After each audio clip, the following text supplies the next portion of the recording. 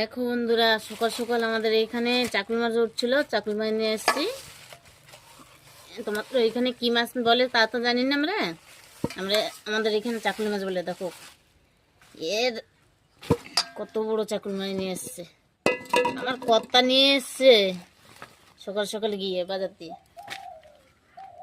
কেটে নিচ্ছি, তারপরে রান্না বান্না করবো। আর কত বড় মাছ, 3-4 কেজি মাছ। এই আমি কেটে আবার 2 ভাগ করে দিয়েছি। এখন কাটবো। এই উপরে দেখো আবার এর বালি, এই বালিটাকে আবার উঠিয়ে গরম জল করে আমি উঠাবো, পরিষ্কার করবো।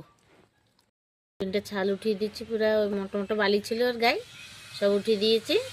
এখন কাটে পিস পিস করে নিয়ে এই মাছের সঙ্গে দেবো।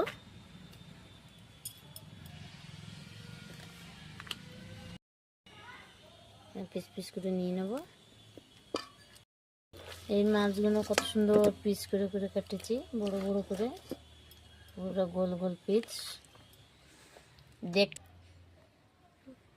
মাছটা দেখতেও সুন্দর, খেতেও সুন্দর। এ খালি মশলা দিয়ে খালি কষিয়ে, এই চিকেন যেরকম রান্না হয় ওরকম চিকেনের মতন কষিয়ে দিয়ে রান্না করলে খুব সুন্দর লাগে খেতে।